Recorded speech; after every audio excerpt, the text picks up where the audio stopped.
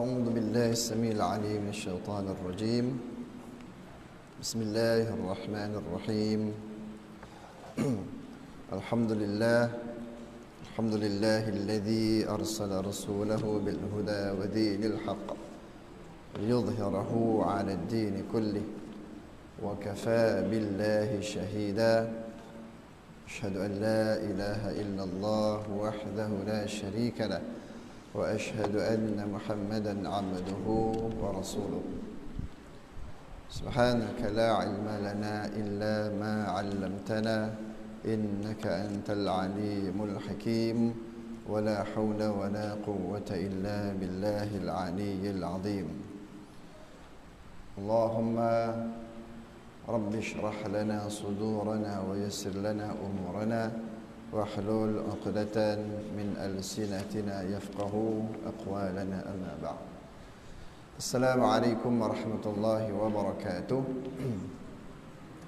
Salam jemaah muslimin muslimat, ahbabuna fillah, mudah-mudahan sentiasa dalam rahmat dan bimbingan Allah Subhanahu wa taala. Pertamanya dan selamanya kita mengucapkan rasa syukur pada Allah Subhanahu wa taala. Allah berikan lagi kita nikmat untuk berada dalam majlis ilmu dan terasa syukur pada Allah Subhanahu wa taala. Mudah-mudahan Allah kurniakan kita nikmat istiqamah, konsisten dalam menghadiri majlis ilmu dan jemaah sekalian. Saya sebenarnya macam melihat jemaah, di mana jemaah yang ramai sebagaimana kuliah duha Ustaz Haryanto hari Ahad itu kan. Saya tercari-cari mana jemaah kita yang ramai itu. Ni tuan-tuan. Hari itu jemaah perempuan sampai tak muat-muat kan.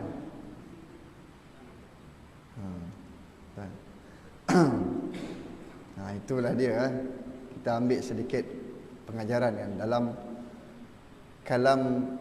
dalam kitab Hikam. Dalam kitab Hikam kalam yang ke-27. Kitab Hikam ini kitab tasawuf tinggi karangan Ibnu Athaillah As-Sakandari.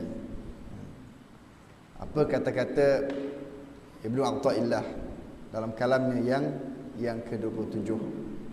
Di bawah tajuk tipu daya nafsu. Ihalatuka al-a'mala ala wujud al-faraghi min ru'unat an-nafsi. Pendek saja. Perbuatanmu menangguh-nangguhkan kelakuan amal kebajikan hingga adanya masa lapang adalah sebahagian daripada tipu daya nafsu. Sebahagian daripada tipu daya nafsu. Saudara jemaah rahmati Allah sekalian, kalau kita kata kita nak buat baik, nak bersama dengan kumpulan orang-orang baik, menunggu masa lapang. Kita menunggu masa lapang untuk kita buat baik.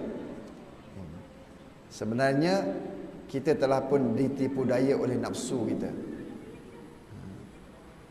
Jadi kalau kita mengatakan bahawa hari Ahad adalah hari waktu lapang kita untuk kita berada dalam majlis ilmu, maka weekdays ni, hari bekerja adalah hari yang kita tidak ada masa lapang untuk berada dalam majlis ilmu, sibuk dengan urusan dan sebagainya. Maka kita tidak berada dalam majlis ilmu contohnya, maka kita telah pun ditipu oleh nafsu kita. Sebagaimana yang di hujung-hujung Ustaz Haryanto menyebutkan bahawa berada dalam ceramah dengan berada dalam kuliah. Saya pun pernah beritahu juga kan, bahawa berada dalam kuliah pengajian itu lebih wajib, lebih dituntut berbanding kita berada dalam ceramah. Kita nak tengok Ustaz TV kan, Ustaz tak TV tak datang. Ustaz TV ramai. Ni orang kita. Ni nak pecahkan mindset orang kita macam ni bukannya senang ni, susah. InsyaAllah 23 hari bulan, Ahad malam Senin, seorang lagi Ustaz TV datang masjid kita. Ustaz Mahathir Haji Jol, insyaAllah, hafizahullah ta'ala. Kalau tidak ada aparal, semua berjalan dengan baik. Ahad malam Senin. Dan kita sama-sama tengok Ahad malam Senin Ustaz Mahathir Jol, Isnin malam Selasa Ustaz Khairil Muhtar. Kita tengok mana yang ramai. Kita tengok pula Selasa malam Rabu Ustaz Samsul pula, apa ramai banding dengan Ustaz Mahathir. Ini sikap kita, kan? Bukan kata kita menyalahkan untuk kita berada dengan majlis orang alim yang datang sekali-sekala. Okey, di mana kita letakkan keutamaan. Satu lagi perkara dalam masyarakat kita, tuan-tuan. Saya ambil peluang ni. Isu dia, saya suka membawa isu tentang pengajian ilmu, tentang kita berada dalam majlis ilmu. Orang kita selalu susah betul nak berada dalam majlis ilmu pada malam Jumaat. Malam Jumaat kita dibiasakan dengan baca Yasin, tahlil. Saya banyak pengalaman nak ganti pengajian, tak dapat, waktu kita yang dijadualkan tak dapat. Saya nak ganti bila Ustaz? Ganti pada malam Jumaat. Malam Jumaat tak boleh Ustaz, malam Jumaat malam baca Yasin. Kalau malam Jumaat tu dah ada orang beritahu nak ada kenduri arwah, dah tempah, dah beritahu. Okey, ni tak ada apa-apa, tuan-tuan. Mana lebih utama, berada dalam majlis ilmu pada malam Jumaat dengan berada dalam majlis Yasin pada malam Jumaat? Saya tak menafikan majlis baca Yasin. Kena ubah cara berfikir kita, tuan-tuan. Maknanya kita boleh membenarkan pada malam Jumaat untuk majlis ilmu, kerana itu adalah lebih wajib daripada berada pada majlis baca Yasin pada malam Jumaat. Di sini kita letakkan keutamaan majlis ilmu, majlis yang macam mana sebenarnya yang perlu kita berada. Tolong mana-mana surau masjid sekitar Beban kena ubah. Memang kita dah tetapkan, okey, malam Jumaat, kadang tak ada apa-apa pun kita buat baca Yasin, tak ada apa-apa, okey ya. Kalau misalnya ada penggantian majlis ilmu, buat aja malam Jumaat. Allahyarham Dr. Harun Din, kuliah dia di Surau An-Nur, Bandar Baru Bangi pada malam Jumaat. Pada malam Jumaat. Ini beberapa perkara yang saya kira kita dah kena berubah dah. Cara berfikir kita dah kena berubah dah. Zaman pada hari ni ramai di kalangan kita ada bijak pandai dan sebagainya, maka kita kena berubah supaya kita dapat mengambil ruang sebaik dan semaksimum mungkin untuk berada dalam majlis ilmu. Sebab kita hari ini inilah ruang-ruang kita pada antara maghrib isyak. Jadi semaksimum mungkin, kalau di sebelah lembah Kuala Lumpur, Selangor, tuan-tuan, pengajian ilmu ni lepas maghrib ada kuliah, lepas isyak ada kuliah, ada dah kuliah dia panggil apa, kuliah larut malam. Orang sana bekerja balik pukul 9, pukul 10, tuan-tuan. Nak sangat pada majlis ilmu, ada kuliah pengajian larut malam, bermula 10.30 malam, habis pukul 12. Ingatkan tak ada orang, ramai orang. Kita tak adalah sampai macam tu kan, belum lagi lah sampai ke tahap tu. Jadi sama-samalah kita berubah ke arah yang lebih baik. Mudah-mudahan begitu saudara jemaah sekalian. Baik, pengajian kita pada malam ini akan pergi kepada bab yang terakhir dalam fasal berkaitan dengan kebinasaan lidah, iaitu memuji. Fasal yang ke-5. Baik. Qala al-musannifu rahimahullahu ta'ala wa nafa'ana bi'ulumihi fid darain amin. Okay. Adapun pada memuji itu ada 6 kebinasaan. Sikap kita suka memuji ada 6 kebinasaan. 4 kebinasaan atas yang memuji, orang yang memuji. Kebinasaan tu dia jatuh kepada orang yang memuji, dan 2 kebinasaan lagi atas yang dipuji. 4 kebinasaan yang memuji, apa dia? Yang memuji itu terkadang ia berlebihan dalam memuji, maka jatuh ke dalam dusta, menjadi berbohong. Istilah kita pada hari ini kot lebih mudah kalau kita kata apa? Bodek ke apa? Apa yang paling sesuai kita punya istilah kan? Maknanya dalam situasi orang memuji pada hari ini tuan-tuan, kalau berlebihan dalam memuji ini boleh jatuh kepada berbohong. Apa yang dipuji itu bukannya keadaan sebenar, tapi mungkin ada maksud-maksud yang tersembunyi kepada orang yang dipuji itu kan. Baik. Maknanya kebinasaan yang pertama bagi orang yang memuji, kalau berlebihan dia boleh jatuh menjadi orang yang berbohong. Berbohong dah jadi kepada dosa besar dah. Kemudian yang kedua, terkadang ia menzahirkan kasih kepada yang dipujinya, pada ketika dalam hatinya ia tiada kasih kepadanya, maka ia jatuh ke dalam riak.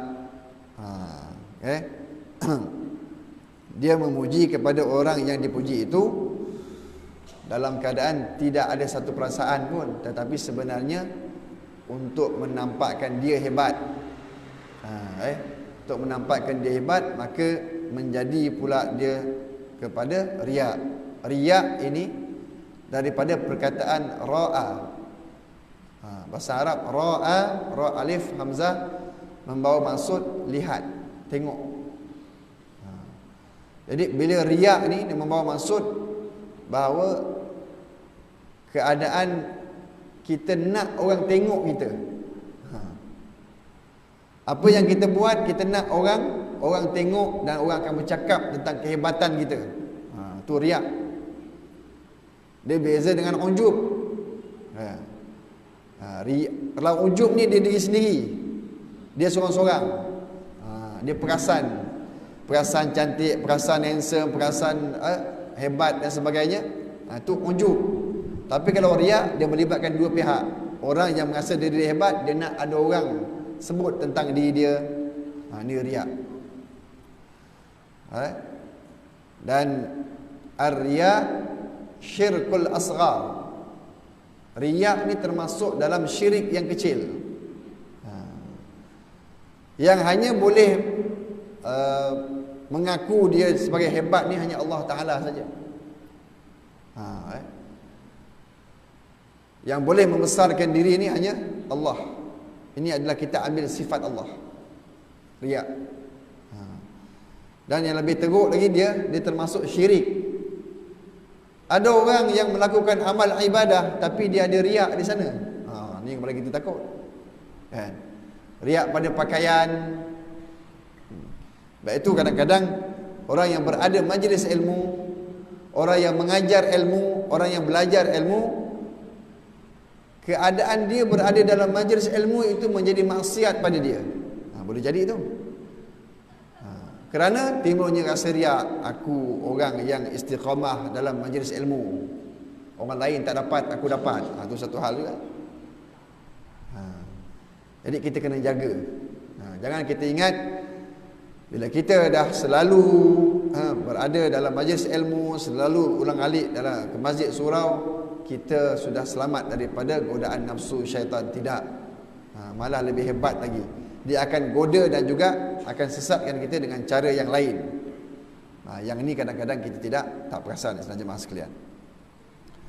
Baik, seterusnya, terkadang ia berkata apa yang tidak diyakini, seperti ia berkata bahawa si anu itu adil atau warak dan seumpamanya daripada yang tiada diyakininya, maka dengan ini ia berkata-kata tanpa aturan. Bercakap ikut apa yang dia nak cakap. Seorang lelaki memuji seseorang di hadapan Rasulullah sallallahu alaihi wasallam dan Abu Bakrah ada bersamanya. Abu Bakrah ni bukan Abu Bakar, Abu Bakrah ada bersamanya. Maka Rasulullah sallallahu alaihi wasallam bersabda, wahyaka qata'ta 'unuqa sahibaka, kasihan akan engkau telah memotong leher kawan engkau.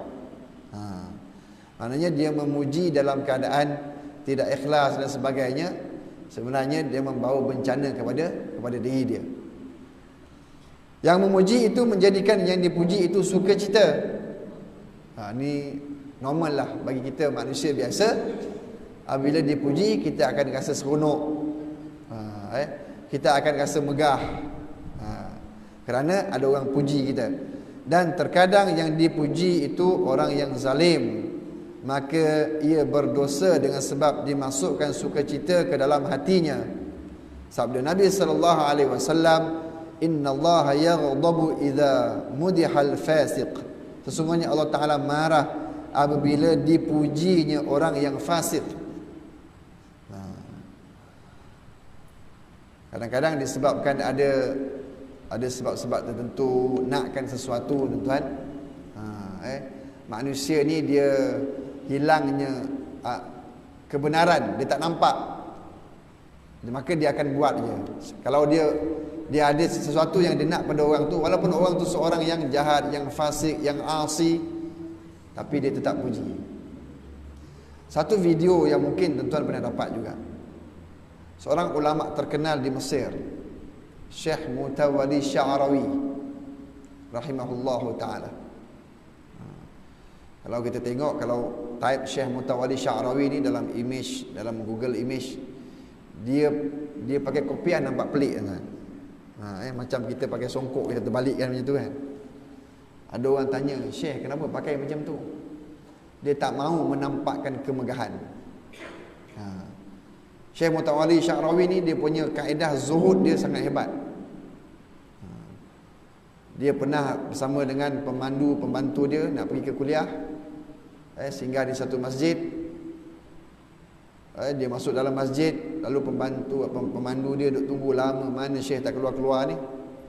Bila dia cari dalam masjid, tengok Syekh Mutawalli sedang cuci tandas. Syekh Mutawalli sedang cuci tandas. Kata, Syekh kenapa buat macam ni? Ramai orang boleh buat. Sebab dia kata, di saat anak murid dia sampai dah beribu-ribu orang,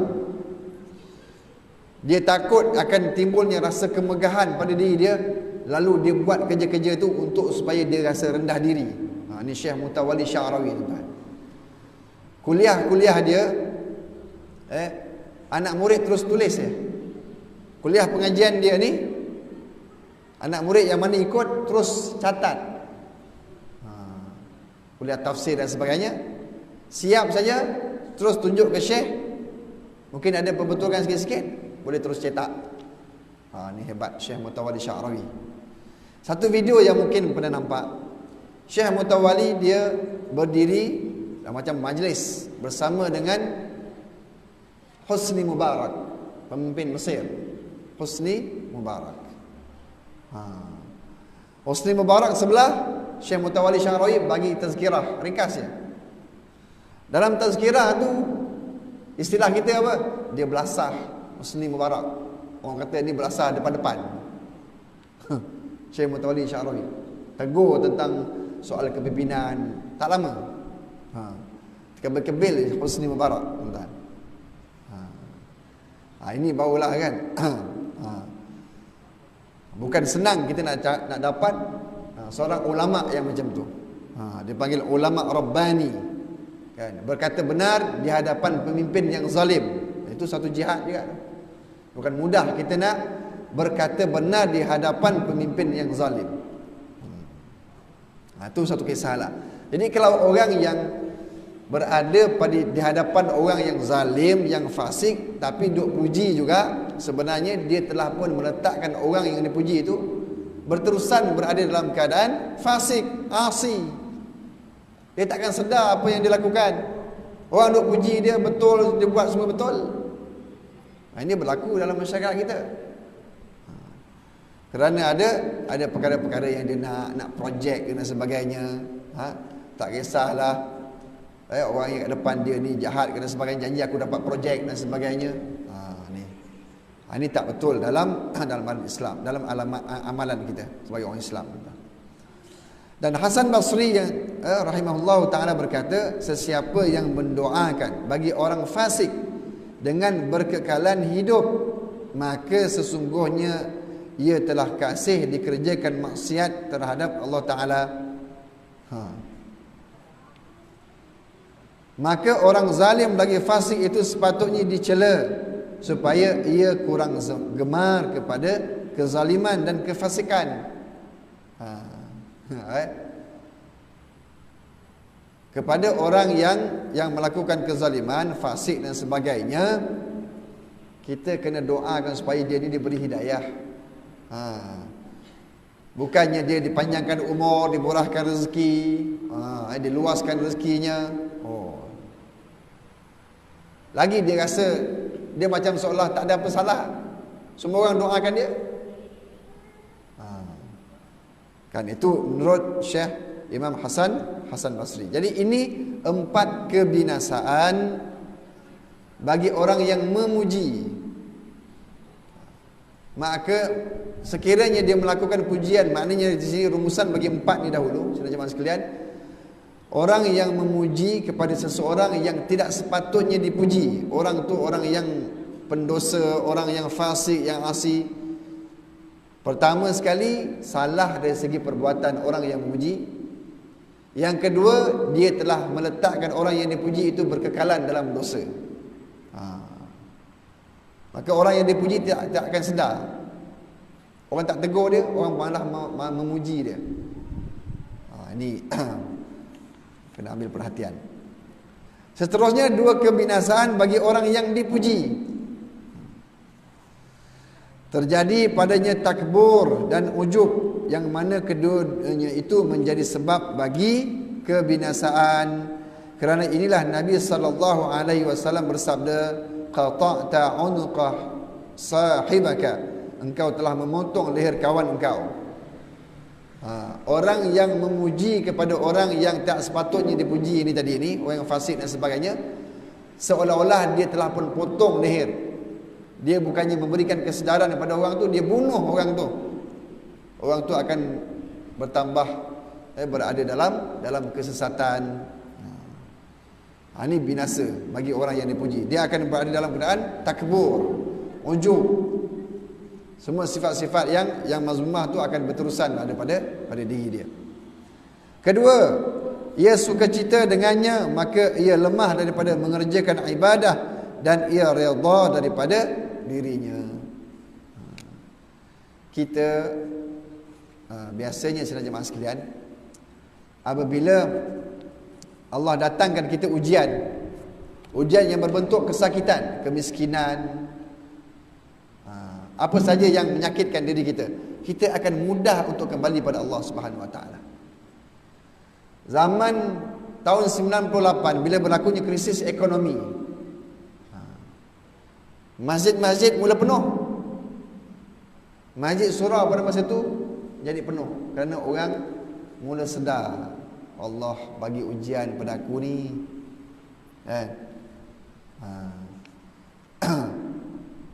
Sebelum itu tak pernah jadi pun, bisnes semua okey dan sebagainya. Tiba-tiba Allah datangkan ujian. Walaupun kita katalah penyebabnya George Soros ke apa ke, itu semua asbab saja. Hanya asbab saja.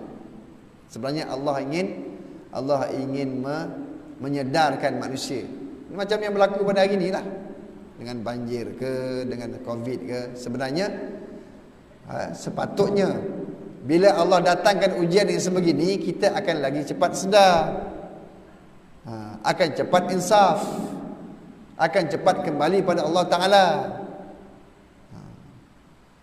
Kan? Kita tengok apa yang berlaku, macam Allah berikan ujian kepada rakan-rakan kita di Gaza, kan, Palestin. Kita tengok bagaimana penduduk Gaza dia bangkit, para pemudanya. Kalau nak melihat subuh seperti hari Jumaat, kita lihat satu, dulu ada orang beritahu di Turki, di Gaza pun sebegitu juga. Masjid-masjid di Gaza pada waktu subuh macam hari Jumaat. Sebab itulah orang musuh Islam, Yahudi ataupun Kristian, dia kata dia tidak akan pernah takut dengan orang Islam ni selagi dia tidak melihat solat subuh berjamaah bagi orang Islam sebagaimana solat Jumaat. Ini cabaran pada kita ni. Cabaran pada kita. Dia orang tak heran, tuan-tuan. Buatlah apa-apa program ke, kempen ke dan sebagainya. Musuh Islam tak akan pernah takut dengan kita selagi dia tidak melihat solat subuh macam solat Jumaat. Kita tengok kita solat subuh kita macam mana. Malah ada yang menyebutkan bahawa gambaran bagi seorang Islam, lihatlah solat raya dia. Gambaran bagi seorang mukmin, lihatlah solat subuhnya. Boleh faham tu? Sembayang raya penuh ni sampai ke belakang tak cukup-cukup dengan raya. Itu adalah gambaran bagi orang Islam. Tak ada apa yang menakjubkan pun sebenarnya bila sembahyang raya ni ramai. Tak ada apa yang menakjubkan pun. Masing-masing nak tunjukkan dia punya Aaron Aziz dia. Masing-masing nak tunjukkan. Itu semua normal. Tak ada apa pun yang pelik. Tapi tanda nak menunjukkan bagi seseorang itu dia orang mukmin, lihat solat subuh. Banyak sebenarnya kita tengok kalam-kalam para ulama dan hadis yang mana solat subuh ni dia menjadi kayu ukur. Kayu ukur bagi kehebatan sesuatu tamadun, suatu generasi. Ini kita cabaran pada kita ni, pada hari ni. Macam mana kita nak bawa ahli keluarga kita, anak-anak kita, jiran, orang yang berada di bawah kita, supaya istiqamah dalam solat subuh. Gitu. Okey, jadi bagi orang yang dipuji, sekiranya dia adalah orang yang fasik dan sebagainya, dia akan tak rasa nak lipat gandakan amal ibadah, kerana ada rasa apa benda dah, semua orang puji dia hebat dan sebagainya. Dah hebat, nak buat apa lagi? Tapi kalau misalnya kata kita tegur dia, kan, kita biasalah kalau misalnya kata Allah uji kita dengan kesakitan dan sebagainya, kita akan rasa mudah untuk rapat dan kembali kepada Allah Ta'ala. Itu normal. Sebab itulah para sahabat ridwanullah alaihim ajma'in, dia mengatakan bahawa mereka mengatakan, aku lebih rela diuji dengan kemiskinan, dengan kesakitan, berbanding Allah uji aku dengan kekayaan. Berapa ramai di kalangan kita yang tak sedar bahawa kekayaan itu adalah ujian. Semua ada.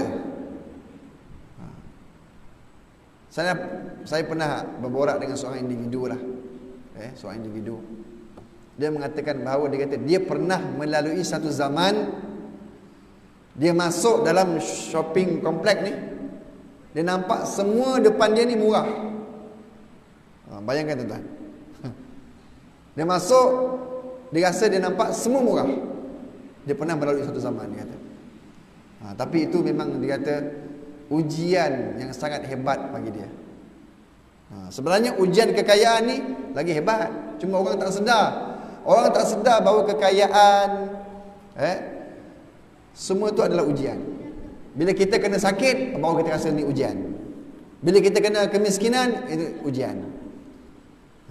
Maka benarlah sebagaimana yang yang firman Allah Taala kan, a'udzubillahi minasyaitonirrajim, walanabluwannakum bisyai'im minal khaufi wal ju' wa naqsim minal amwali wal anfusi wath thamarat wa basyiris sabirin.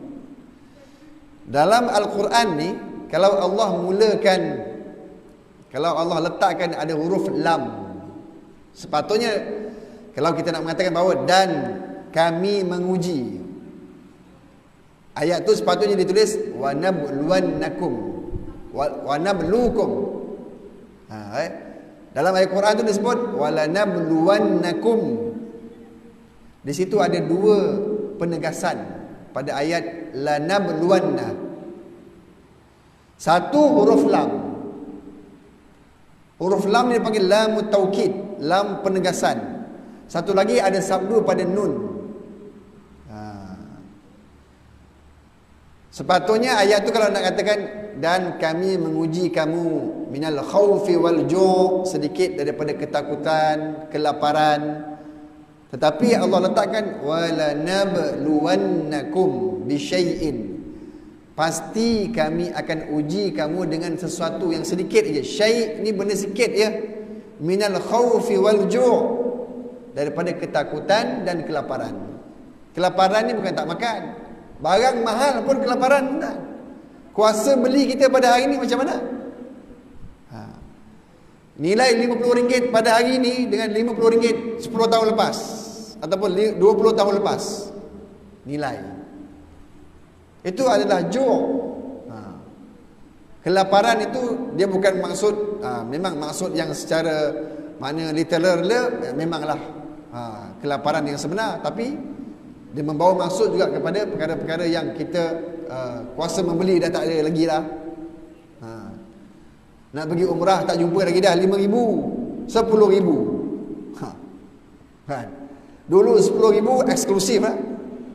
Kan? Betul-betul depan clock tower.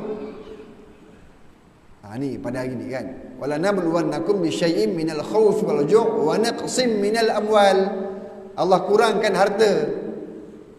Pada hari ni kita tengok kan, lelong kereta banjir RM3,000. Siapa nak beli? Wa naqsim minal amwal wal anfusi wath thamarat. Dan jiwa-jiwa manusia yang Allah matikan, ahli keluarga, wath thamarat, dan buah-buahan. Di hujungnya wa basyiris sabirin. Berilah berita gembira kepada orang yang sabar. Maknanya memang sunnatullah, nature bagi ujian ni yang kita faham, benda yang sakit, yang kita tak suka, yang bertentangan dengan nafsu. Tapi ada ujian yang dia mengikut hawa nafsu. Ni kekayaan, kemegahan. Dan kita takut, kita sangat takut. Peringatan untuk diri saya dan saudara jemaah rahmati Allah sekalian. Ujian itu Allah tukar dia menjadi istidraj. Istidraj ni maksudnya Allah berikan kekayaan, kemewahan dan sebagainya dalam keadaan kita semakin jauh daripada Allah Subhanahu wa taala. Wal a'yadu billah. Itu paling kita takut tuan. Hari ni kita tengok, kita boleh nampak di sekeliling kita orang yang Allah berikan kesihatan yang sangat baik, orang yang Allah berikan kehidupan keluarganya sangat baik, tak ada apa masalah pun, semua okey. Tapi dia makin jauh daripada Allah Subhanahu wa taala. Yang ni paling kita takut. Sebagaimana yang Allah kenakan kepada Fir'aun, kepada Namrud. Fir'aun semua pun tak pernah kena. Macam tak? Fir'aun semua pun tak pernah kena. Sebab itulah dia mengaku jadi Tuhan. Ana rabbukumul a'la. Dia mengaku jadi Tuhan pasal dia tak ada apa pun masalah. Nabi Musa kata, Tuhan aku boleh matikan orang, boleh hidupkan orang. Fir'aun kata, aku pun boleh juga. Panggil dua orang banduan, satu dia bunuh, satu aku biarkan. Aku dah bunuh, aku dah matikan orang. Satu lagi hidup, aku dah hidupkan orang. Nampak? Firaun membunuh lebih daripada 200,000 orang anak lelaki. Sebab dia ikut kata daripada pendapat apa? Nujum dia. Ahli nujum dia mengatakan bahawa akan ada seorang lelaki yang akan melawan dia.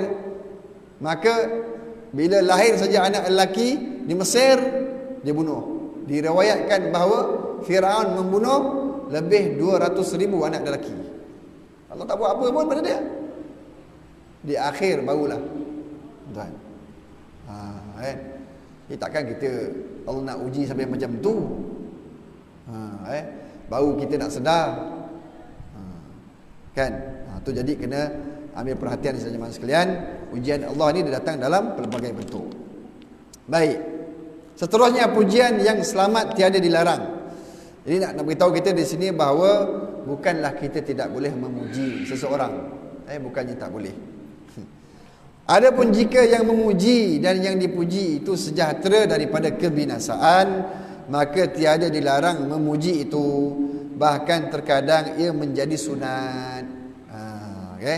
Sabda Nabi sallallahu alaihi wasallam, "Law wuzina imanu Abi Bakrin bi imanin nas, la raja'a imanu Abi Bakrin." Ni Rasulullah memuji Abu Bakar As-Siddiq. Sekiranya ditimbang iman Abu Bakar radhiyallahu an dengan iman sekalian manusia, nescaya lebih berat iman Abu Bakar. Nak menunjukkan bahawa bukanlah kita tidak boleh memuji. Tapi pujian kita itu pujian yang berpada. Puji pada tempat yang sepatutnya. Sabda Nabi lagi sallallahu alaihi wasallam, "Laulam ub'atsu la bu'ista ya Umar." Jika aku tidak dibangkitkan, nescaya engkau dibangkitkan wahai Umar. Kalau kita tengok pujian Rasulullah sallallahu alaihi wasallam pada Umar ni, masya-Allah. Sampai Rasulullah doa kan, "Allahumma a'izzal Islam bi Umarain." Kan Rasulullah punyalah dia nakkan Umar ni masuk Islam kan. Sehingga Rasulullah doa. Ada dua orang Umar pada masa tu dalam jahiliah. Satu nama Amr bin Hisham. Siapa Amr bin Hisham tu? Abu Jahal. Satu lagi Umar bin Al-Khattab. Jadi Rasulullah doa, mintalah salah satu daripada Umar ni masuk Islam supaya Islam ni jadi hebat. Allahumma a'izzal Islam, ya Allah kau hebatkanlah, muliakanlah Islam ni dengan salah satu daripada Umar, dua Umar ni. Lalu Allah makbulkan seorang daripadanya, iaitu Umar bin Al-Khattab. Umar bin Al-Khattab ni sahaja sekalian, ada buku berkaitan dengan Umar Al-Khattab ni. Hebatnya Umar bin Al-Khattab ni, walaupun dulu dia musuh Islam nombor satu sekali, banyak pendapat-pendapat Umar bin Al-Khattab ni menepati Al-Quran sebelum turunnya wahyu Al-Quran. Hebatnya Umar ni. Rasulullah memuji Ali bin Abi Talib. Kan? Kalau aku adalah ilmu, gedung ilmu ataupun pintu gerbang ilmu itu adalah Ali. Ini contoh-contoh pujian Rasulullah SAW kepada para sahabat. Malah kalau kita mendefinisikan suratul Fatihah pada ayat kedua yang alhamdu, kan, puji. Ada puji qadim pada hadis. Dia ada kata puji qadim pada qadim, puji qadim pada hadis, puji hadis pada qadim, puji hadis pada hadis. Qadim itu merujuk pada Allah. Allah memuji dirinya sendiri. Allah memuji makhluk, makhluk memuji Allah, makhluk memuji makhluk. Maknanya nak beritahu pada kita semua kategori pujian ini dibolehkan. Jadi bukanlah kita mengatakan bahawa tak boleh langsung untuk memuji, boleh. Tapi mengikut kaedah yang betul.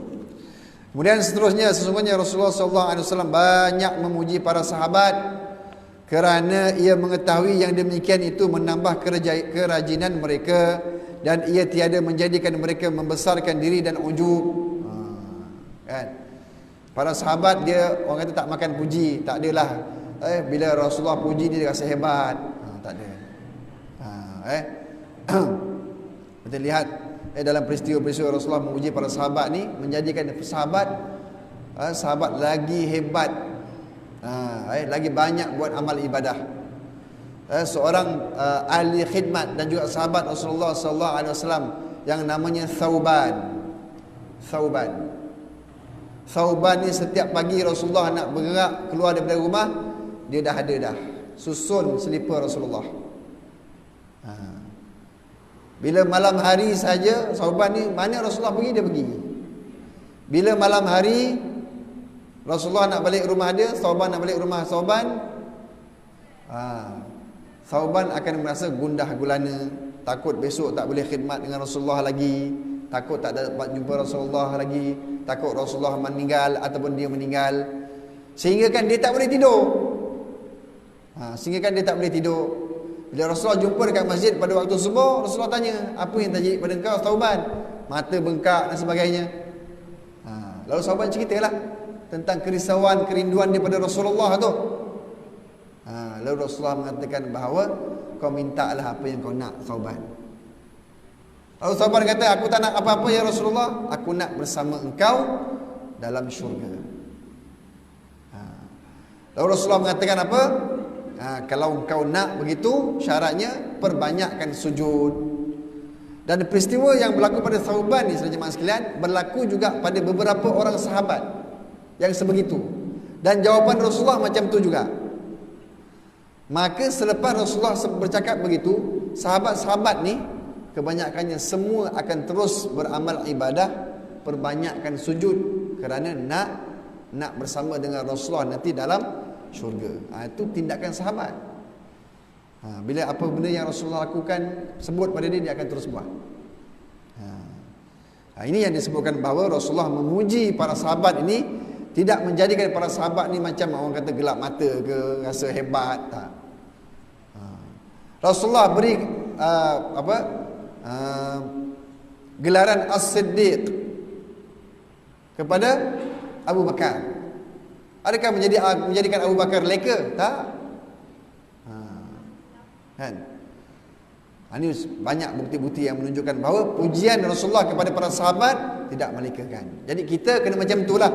Sama ada kita di pihak yang memuji ataupun pihak yang kena puji, maka kita kena sentiasa ingat, pujian itu akan menjadikan kita lebih rapat pada Allah Subhanahu wa taala. Sewajarnya bagi mereka yang dipuji itu, ia mengamat-amati pada kesudahan yang ditakuti, kerana terkadang orang itu baik tetapi kesudahannya jahat. Wal'iyadzubillah, tuan-tuan, minta jauhkan. Ada satu hadis Nabi menyebutkan innamal a'malu bil khawatim. Bukan bil biniat. Innamal a'malu bin niat, kita dah biasa dengar. Kan setiap amalan itu dengan niat. Ni innamal a'malu bil khawatim. Setiap amalan itu dengan pada yang ujung-ujung tu. Kena jaga-jaga kan. Takut kita. Kita orang yang sentiasa istiqamah dengan amal ibadah, tiba-tiba di hujung hayat kita Allah melakukan benda maksiat. Ada orang cerita kat saya kan, kalau orang tu bohong, saya bohong kan. Ada seorang imam, semasa dia menjawat jawatan imam dulu, alhamdulillah, melaksanakan tugas ni dengan baik dan sebagainya. Bila sudah tidak lagi menjadi imam, tuan, kat rumah nak siram pokok bunga pun pakai seluar pendek. Bila dah tak ada lagi jawatan, sampai macam tu sekali. Ni yang kita kena, innamal a'malu bil khawatim ni, kena jaga-jaga. Kan? Kalau dah ada hujung-hujung macam tu, Allahu Akbar, minta jauh lah. Jangan sampai kita macam tu kan. Tu minta. Okey, itu pertama. Yang kedua, ia mengamati pada kebinasaan segala amal kebajikannya. Okey. Ketiga, bahawa dia ingat kejahatan dirinya. Dan keempat, bahawa ia menzahirkan kebencian bagi pujian itu serta dibencinya di dalam hati.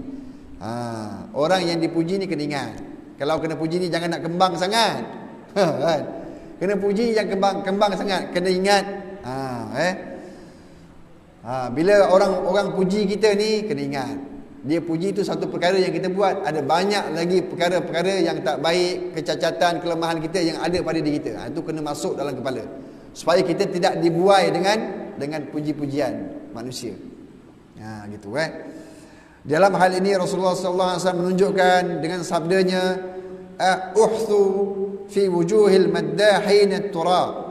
Genggamlah dan lemparkan tanah itu ke muka orang-orang yang memuji. Nak menggambarkan janganlah nak puji berlebih-lebih sangat. Aku ni tak boleh kena puji nanti kan dia jadi kembang semacam. Dan Sayyidina Ali radhiyallahu an yang dimuliakan Allah mukanya, bila dia puji ia berkata, kan? Sayyidina Ali ni kita kalau disebut nama sahabat, sunat untuk kita sebut Sayyidina Abu Bakar As-Siddiq radhiyallahu anhu. Untuk Sayyidina Ali dia ada special. Satu kita boleh sebut radhiyallahu an. Okey. Satu lagi kita boleh sebut karamallahu wajhah. Allah muliakan mukanya, wajahnya. Kerana apa? Kerana Sayyidina Ali ni adalah kanak-kanak yang tidak pernah menyembah berhala. Dia tidak pernah menyembah berhala lalu peluk Islam. Sebab itulah karamallahu wajhah, dimuliakan wajahnya. Gitu. Jadi bila dia dipuji, dia akan berkata, "Ya Allah, ampunilah bagiku apa yang mereka tiada mengetahuinya, dan janganlah engkau ambil salah terhadapku dengan sebab apa yang diperkatakan oleh mereka, dan jadikanlah diriku lebih baik daripada apa yang mereka sangka." Ni tuan-tuan tahu tak bahawa Sayyidina Umar bin Al-Khattab, dia kan pemimpin hebat kan. Dia 10 tahun memerintah menjadi khalifah ni, memang pada masa itulah zaman kegemilangan Islam. Dia di antara kaedah dia maknanya nak muhasabah diri dia. Sayyidina Umar bin Al-Khattab ni dia ada pakai cincin. Pakai cincin. Cincin Sayyidina Umar bin Al-Khattab ni tertulis pada batu cincin dia, "Kafa bil mauti wa'idhan." Cukuplah kematian itu memberi peringatan kepada aku. Itu kaedah muhasabah diri. Tuan. Jadi kita bolehlah nak letakkan apa-apa stiker kat kereta ke. Itu baby on board. Kafa bil mauti wa'idhan. Cukuplah kematian itu mengingatkan bagi kita. Itu tertulis pada cincin Umar bin Al-Khattab. Supaya diri dia sentiasa ingat. Kan? Walaupun dia hebat, masyhur sebagaimanapun, dia adalah hamba Allah. Yang ini kita nak terapkan dalam diri kita. Hebat macam mana pun, kita kena ingat ada banyak lagi kekurangan, kelemahan diri kita. Jadi itulah saya kira perkongsian kita pada kali ini, iaitu kita membicarakan soal memuji yang disanggah oleh agama dan memuji yang dibenarkan oleh agama. Jadi sekali lagi saya nak war-warkan di sini, jangan lupa program untuk Masjid Muhaimin pada 23 hari bulan, insya-Allah kuliah Maghrib. Poster WhatsApp saya dah bagi pada pengusi, boleh sebar-sebarkan, dan saya dapat maklum banner pun dah tebah, insya-Allah 1-2 hari siap kena dipasang di depan. Dan nanti akan ada meja buku yang menjadi perbahasan Ustaz Muhadir pada malam tu dijual RM20. Okey? Bawa duit. Okey, wallahu taala a'lam. A'udzu billahi minasyaitonir rajim. Bismillahirrahmanirrahim. Allahumma shalli wa sallim ala sayyidina Muhammad wa ala alihi ashabihi ajma'in. اللهم فقهنا في الدين وعلمنا التأويل واهدنا صراطك المستقيم اللهم أخرجنا من ظلمات الوهم وأكرمنا بنور الفهم وافتح علينا بمعرفة العلم وأحسن أخلاقنا بالحلم وسهل لنا أبواب فضلك برحمتك يا أرحم الراحمين. صلى الله على سيدنا محمد وعلى آله وصحبه وبارك وسلم والحمد لله رب العالمين. سبحانك اللهم وبحمدك أشهد أن لا إله إلا أنت أستغفرك وأتوب إليك. بسم الله الرحمن الرحيم. والعصر إن الإنسان لفي خسر إلا الذين آمنوا وعملوا الصالحات وتواصوا بالحق وتواصوا بالصبر. السلام عليكم ورحمة الله وبركاته.